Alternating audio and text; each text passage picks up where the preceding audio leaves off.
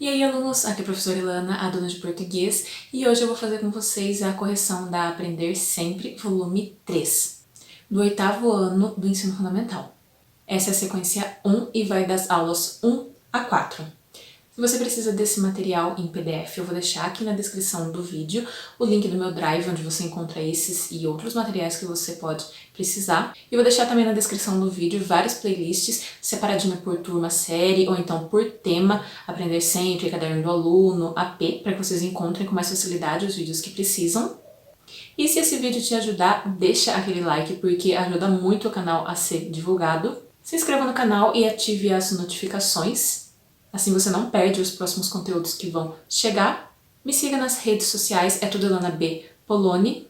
E se você precisa de conteúdo de matemática e física, o canal Exatas 1000 do professor Colombo tem vários vídeos do Caderno do Aluno, AP, Aprender Sempre. Então vai lá depois, se inscreve e deixa a hashtag Vim pela Dona de Português. É isso e bora lá! Aula 1. Muito bicho. 1. Leia com atenção o excerto do conto 300 Onças, de J. Simões Lopes Neto. Aqui, pessoal, antes de eu ler o texto, eu já vou adiantar que no final dele ele vai pedir que vocês procurem no dicionário palavras que vocês não conhecem desse texto. Então, eu já aconselho, enquanto eu vou lendo, a vocês irem grifando ou circulando as palavras que vocês não conhecem, porque depois, no final da leitura, vocês já têm essas palavras para que vocês possam deduzir o significado conforme ele pede, ou mesmo procurar no dicionário. Vocês já estão com a lista de palavras prontas. Vamos lá então. Texto 1. 300 onças. J. Simões Lopes Neto. Eu tropeava nesse tempo, de uma feita que viajava de escuteiro, com a gaiaca espanzinada de onças de ouro, vim parar aqui neste mesmo passo, por me ficar mais perto da estância da Coronilha, onde devia pousar. Parece que foi ontem. Era fevereiro, eu vinha abombado da troteada. Olha ali na restinga a sombra daquela mesma reboleira de mato que estamos vendo, na beira do passo desencilhei, e estendido nos pelegos, a cabeça no lombilho, com o chapéu sobre os olhos, fiz uma cesteada morruda. Despertando, ouvindo o ruído manso da água tão limpa e tão fresca rolando sobre o pedregulho, tive ganas de me banhar, até para quebrar a lombeira, e fui-me à água que nem capincho. Debaixo da barranca havia um fundão onde mergulhei umas quantas vezes e sempre puxei umas braçadas poucas porque não tinha cancha para um bom nado. E solito e no silêncio tornei a vestir-me, encilhei o zaino e montei.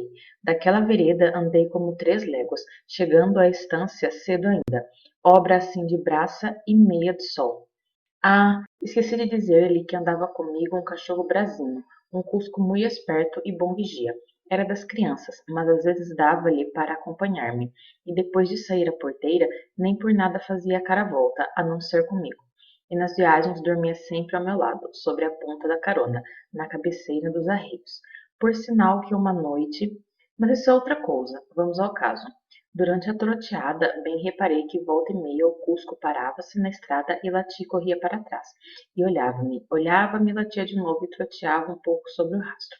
Parecia que o bichinho estava me chamando, mas como eu ia, ele tornava a alcançar-me, para daí a pouco recomeçar. Pois, amigo, não lhe conto nada. Quando botei o pé em terra na ramada da estância, ao tempo que dava as boas tardes ao dono da casa, aguentei um tirão seco no coração. Não senti na cintura o peso da guaiaca. Tinha perdido 300 onças de ouro que levava, para pagamento de gados que ia levantar. E logo passou-me pelos olhos um clarão de cegar, depois uns coriscos tirante a roxo, depois tudo me ficou cinzento, para escuro. Eu era muito pobre, e ainda hoje é como você sabe.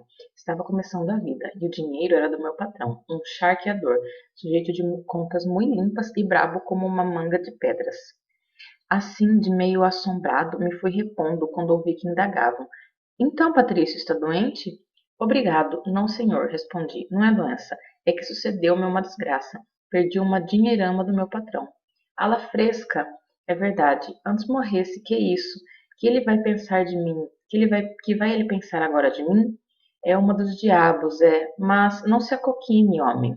Nisto, o Cusco Brasino deu uns pulos ao focinho do cavalo, como querendo lambê-lo, e logo correu para a estrada, aos lativos, e olhava-me, e vinha, e ia, e tornava a latir. Ah, e num repente lembrei-me bem de tudo. Parecia que estava vendo o lugar da cesteada, o banho, a arrumação das roupas nos galhos de sarandi, e, em cima de uma pedra, a guaiaca e por cima dela o cinto das armas, e até uma ponta de cigarro de que tirei uma última tragada, antes de entrar na água, e que deixei espetada num espinho, ainda fumegando, soltando uma fitinha de fumaça azul, que subia, fininha e direita, no ar sem vento. Tudo, vi tudo. Estava lá, na beirada do passo, a guaiaca, e o remédio era um só, tocar a meia rédea, antes que outros andantes passassem. No texto lido, há palavras que podem causar estranheza ao significado. Anote as expressões cujos significados você desconhece. Que tal tentar descobrir, observando os períodos frases em que elas aparecem? Caso não seja possível descobrir os significados, consulte o dicionário físico ou online. Conforme eu tinha comentado, então, aqui é só pegar as palavras que vocês já selecionaram conforme eu estava lendo o texto e tentar descobrir o significado ou procurar mesmo no dicionário. 2. Após a leitura e análise do excerto do conto, responda as perguntas a seguir. A. Releia esse trecho. Pois, amigo, não lhe conto nada. Quando botei o pé em terra na ramada da estância, ao tempo que dava as boas tardes ao dono da casa, aguentei um tirão seco no coração. Não senti na cintura o peso da guaiaca. Esse trecho se refere a uma das falas do narrador-personagem. Como pode ser caracterizada essa personagem a partir da linguagem utilizada por ela? Bom, a gente percebe aqui, né, pela linguagem que essa personagem usa, que é uma personagem simples, né, provavelmente aí da zona rural. Então é um homem bastante simples que usa uma linguagem aí informal e típica da região onde ele vive. B. Pelas características da personagem que narra a história, em que lugar do Brasil se passam os fatos narrados, justifique. Bom, a gente tem algumas expressões aqui, como por exemplo, charquear, ala fresca, muito pobre, entre algumas outras, que dão a entender que a história se passa aí no Rio Grande do Sul, né, no interior do Rio Grande do Sul, que são expressões aí típicas dessa região. C. Que palavras ou expressões do texto permitem chegar à conclusão de que Cusco brasino se refere a esse animal? Como o animal é descrito? Aqui, pessoal, Cusco brasino se refere a um cachorro, né? Então ele está falando, ó, nisto Cusco brasino deu uns pulos ao focinho do cavalo, como querendo lambê-lo, depois fala que correu para a estrada aos latidos e que tornava a latir. E ele quer quais palavras ou expressões, né, mostram que é aí um cachorro. O que que indica que é um cachorro? Né? Então, por exemplo, querendo lambê-lo, aos latidos, tornava a latir, são alguns exemplos de expressões que indicam que se trata de um cachorro. E ele quer também como que esse animal é descrito, né? Como que ele era. Então, por exemplo, voltando um pouquinho aqui em cima, fala que o Cusco parava-se na estrada, latia, corria para trás, olhava pro personagem, latia de novo, troteava. Parecia que o animal estava chamando ele e que daí ele ia, o animal alcançava ele, enfim, o animal ia ali acompanhando ele sempre, o tempo todo. Então, mostra aí que é um animal bastante companheiro, bastante alerta, né? Que está ali sempre vigiando e acompanhando, né, essa personagem. E aqui também dá para pegar alguns trechos que mostram também que é um cachorro, como por exemplo latia, latia de novo e assim por diante. 3. Vamos analisar os elementos que constituem a estrutura do conto. A. Lugar.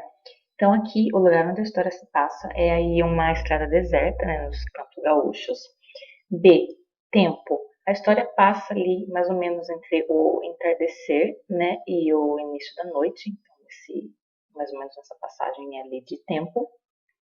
C. Personagens. Bom, como personagens a gente tem o próprio narrador personagem, né, que a gente não sabe o nome, mas ele é um personagem.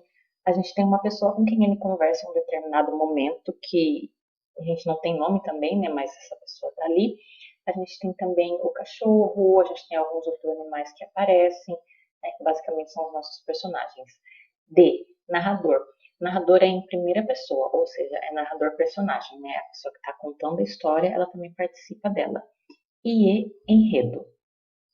Enredo basicamente é um resumo, assim, bem compacto, né, da história. Então aí no enredo a gente tem, né, que esse homem vai perder ali as 300 onças, do que envolve ali esse momento dele, do que se desenrola, né, em torno disso, dele estar perdendo essas 300 onças. 4. Agora, juntamente com a turma, oralmente e coletivamente, imaginem um final para o conto, relacionando esse final ao título do texto, de modo que evidenciem um entendimento sobre o significado das onças no texto. Aqui, então, vocês vão pegar e vão fazer, né, um final pro conto, vão imaginar um final, que é o final de vocês, e vão escrever esse final. Depois, aqui embaixo, na hora da pesquisa, ele pede que vocês busquem histórias pessoais e relatos de situações vividas ou imaginadas em que o contato com a natureza seja parte do enredo. Então, vocês vão entrevistar, né, pessoas próximas que possam contar uma história pessoal que elas tenham vivido e que tenham tido ali algum contato com a natureza. E aí ele fala sobre o cuidado que vocês têm que ter com como vocês vão entrevistar a pessoa, né, com a gravação, impedir autorização para essa pessoa para utilizar esse material que ela vai oferecer. E ele fala, inclusive, de fazer essa pessoa assinar um modelo de termo de autorização para gravação de voz, né? Na realidade, esse é o modelo e a partir dele vocês imprimiriam ou fariam à mão um termo, né? Então, a pessoa teria que assinar esse termo autorizando que ela está deixando que você grave a voz dela e depois use a voz dela para publicar em algum lugar, para apresentar para os colegas, etc.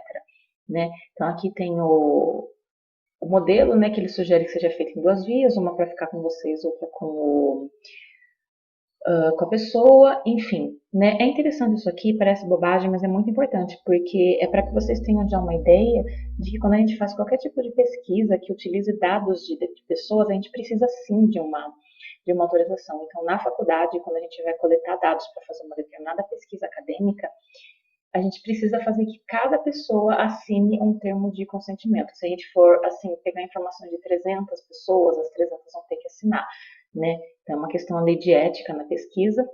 E aí tem, né, aí esse modelo, aí depende também de qual vai ser o direcionamento que o professor vai querer dar a essa entrevista, se ele vai querer em áudio mesmo, se ele vai querer por escrito. Aí depende da orientação do professor de vocês, mas a proposta é essa. Aula 2.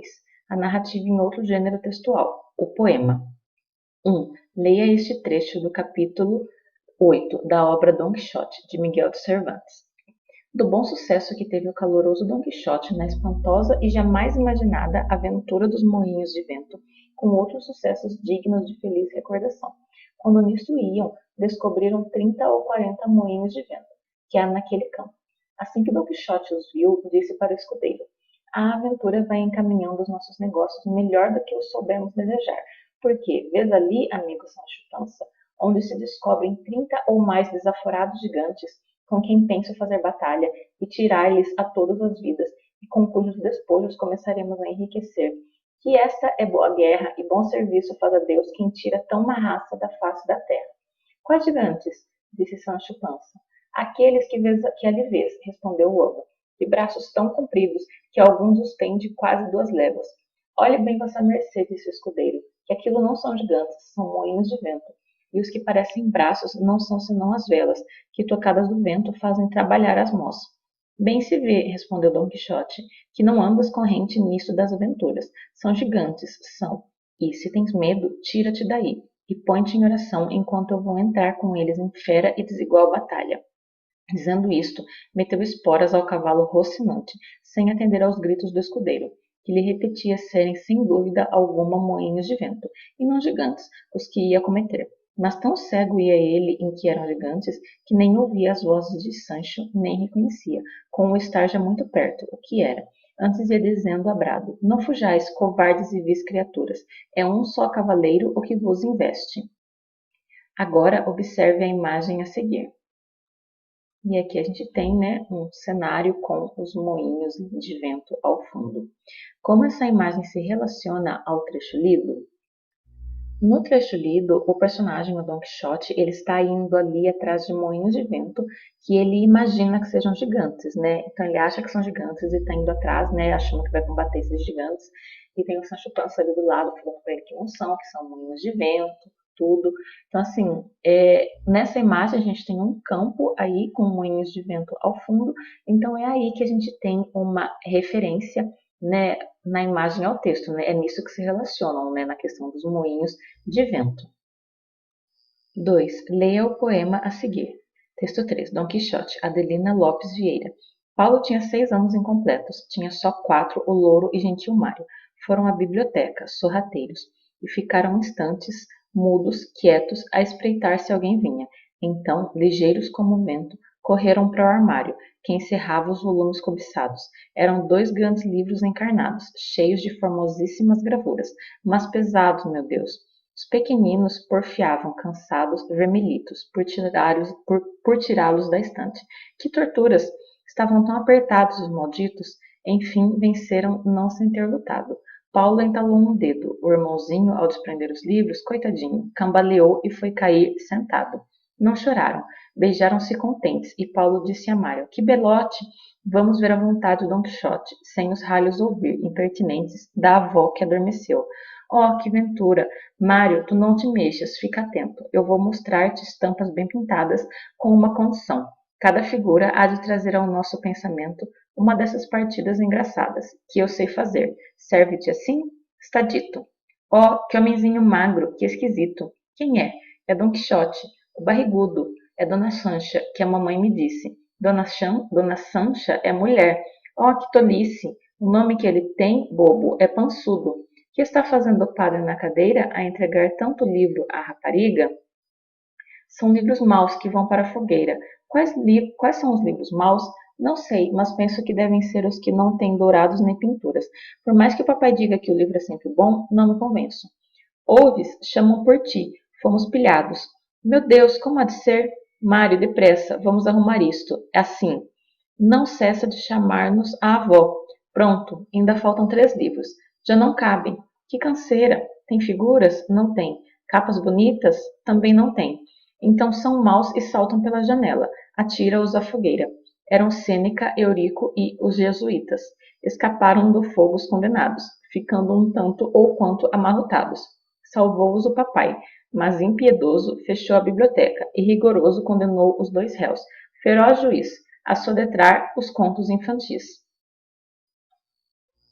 Aí aqui depois ele propõe que em grupos vocês respondam quais são os elementos da narrativa que compõem esse poema. Né? Os elementos da narrativa são tempo, espaço, enredo, personagens e foco narrativo. Então vamos começar aqui com o enredo. Então aqui no enredo a gente tem os 2 irmãos que procuram um livro na biblioteca da avó. Aí depois que encontram o mais velho, mostra figuras ao mais novo, contando, né, baseado no que já ouviu a mãe falar. Aí a avó acorda, chama eles, o pai surpreende eles, porque eles tentam disfarçar ali, joga fora os livros que eles não conseguem arrumar de novo na estante e manda eles soletrarem contos infantis. Depois aqui no espaço e tempo, a gente tem, né, que o espaço é na biblioteca da casa da avó e o tempo, o que a gente tem ali é que o Paulo tinha 6 anos e o Mário 4, né, essa é a informação que a gente tem sobre o tempo. Personagens e características tem Paulo e Mário, né, então no caso o irmão mais novo e o mais velho, ao contrário, o mais velho e o mais novo, ambos gostam de leitura. Depois a avó, que é dona da casa da biblioteca, o pai, que é rigoroso e castiga os meninos, e a mãe, que lê para os filhos, estimulando o gosto pela leitura. Depois tem narrador e conflito. O narrador é a terceira pessoa onisciente e o conflito ele gira todo em torno da busca, né, dos meninos escondidos aí por esse livro na biblioteca. Aula 3. No varal, o conto. 1. Você receberá do seu professor uma folha em branco. Pinte-a ou enfeite-a como julgar necessário. Acesse o áudio que você gravou para a atividade Hora de Pesquisar, aula 1, ou relembre o relato que ouviu. Depois converta o áudio ou relato em um conto escrito, registrando-o nessa folha. E aí ele coloca uma sugestão de planejamento do texto, né? Quem é o narrador? Se vai narrar em terceira ou primeira pessoa, quem vão ser as personagens, como elas são caracterizadas, aonde a história acontece, como que é o cenário, quando a história acontece, né? Se dá para ver claramente o enredo, né? Os acontecimentos da história, o que acontece no início, no meio e no final. Então, basicamente, vocês vão pegar tudo isso para organizar o texto que vocês vão fazer. E o texto que vocês vão fazer vai ser baseado na pesquisa que vocês fizeram da aula 1, da hora de pesquisar. Então, vocês vão ouvir novamente o áudio daquela pesquisa que vocês fizeram na aula 1, vão pegar esse áudio e vão transformar esse áudio em um relato, em um conto escrito, né?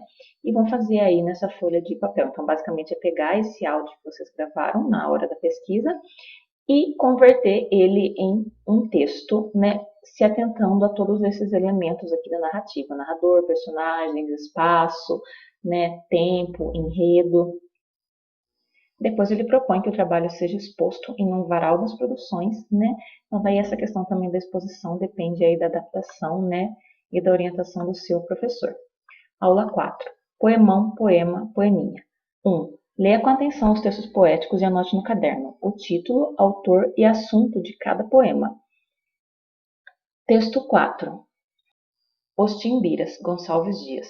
Introdução. Os ritos semibárbaros dos piagas, cultores de Tupã, a terra virgem, donde como de um trono, enfim se abriram da cruz de Cristo os piedosos braços, as festas e batalhas mal sangradas do povo americano, agora extinto, hei de cantar na lira, evoco a sombra do selvagem guerreiro.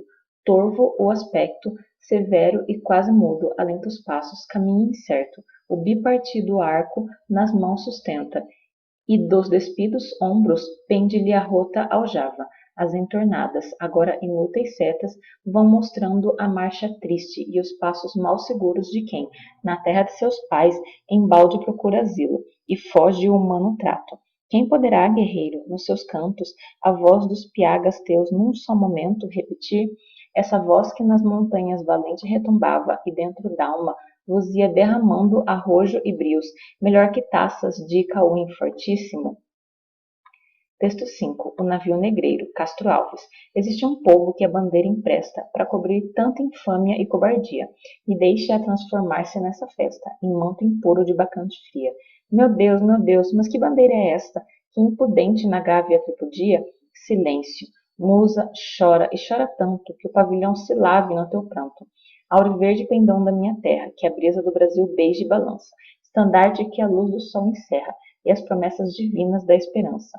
Tu que, da liberdade após a guerra, foste hasteado dos heróis na lança, antes te houvessem roto na batalha, que servires a um povo de mortalha.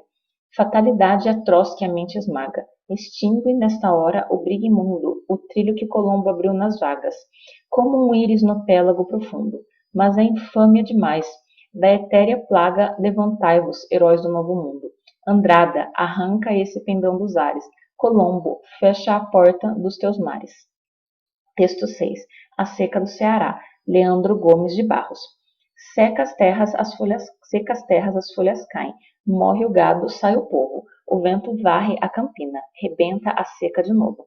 5, 6 mil emigrantes, flagelados retirantes, vagam mendigando pão. Acabam-se os animais, ficando limpos os currais onde houve a criação. Não se vê uma folha verde em todo aquele sertão. Não há um ente daqueles que mostre satisfação. Os touros que nas fazendas entravam em lutas tremendas, hoje nem vão mais ao campo. É um sítio de amarguras, nem mais nas noites escuras lampeja um só pirilampo. Aqueles bandos de rolas que arrulavam saudosas, gemem hoje coitadinhas, mal satisfeitas, queixosas. Aqueles lindos tetéus com penas da cor dos céus.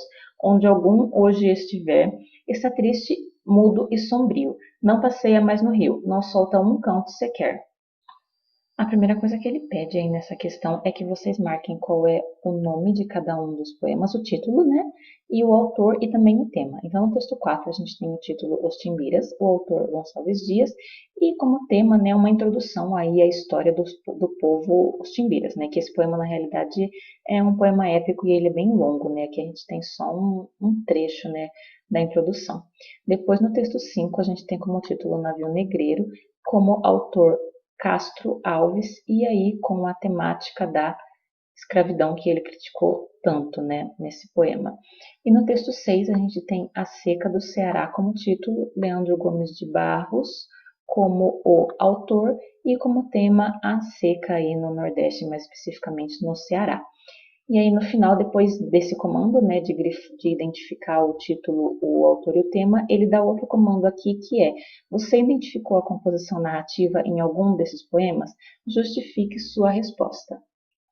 Aqui é uma questão pessoal. Ele quer saber se você percebeu que tem um elemento aí narrativo nesses poemas e aí, né, se você percebeu, por que você percebeu, como que você percebeu, ou então se você não percebeu, você vai colocar que não, né, querendo ou não, é uma questão pessoal. Daí quando ele fala de composição narrativa, a gente vai perceber, né, que nesses textos têm aí um elemento de narrativa, né? Então, assim, são poemas, e quando a gente pensa em poema, a gente pensa já imediatamente num texto que vai falar de amor, versos que vão falar de amor e etc, e exaltar esse sentimento e tudo mais. Mas poemas também podem contar histórias, né? Então podem ter elementos aí narrativos, né? Então aqui a gente percebe, por exemplo, olha, nesse da seca do Ceará, ele fala que as secas caem, que o gado morre, que o vento varre, né? Que tem muitos emigrantes, né, que são os retirantes, que estão procurando aí o pão e etc, que os animais vão se acabando. Então ele está narrando tudo o que acontece aí durante a seca, ele está contando tudo o que acontece. Então tem aí uma narrativa, né? Ele está narrando, contando tudo o que acontece ali durante a seca, né? Então ele fala, as pessoas, os passarinhos estão ali se queixando, né? Enfim, ele está contando, narrando tudo o que acontece durante a seca. Então tem aí a composição narrativa, um elemento narrativo, né? Pegando como exemplo, no caso, esse terceiro poema, né? Então daí o que a questão quer saber é se você, quando leu, conseguiu identificar isso em algum desses poemas. Bom, é isso, gente. Se esse vídeo te ajudou, não esquece de deixar aquele like para ajudar também o canal. Compartilha com os seus amigos e se inscreva para não perder os próximos vídeos. É isso, até a próxima e tchau, tchau!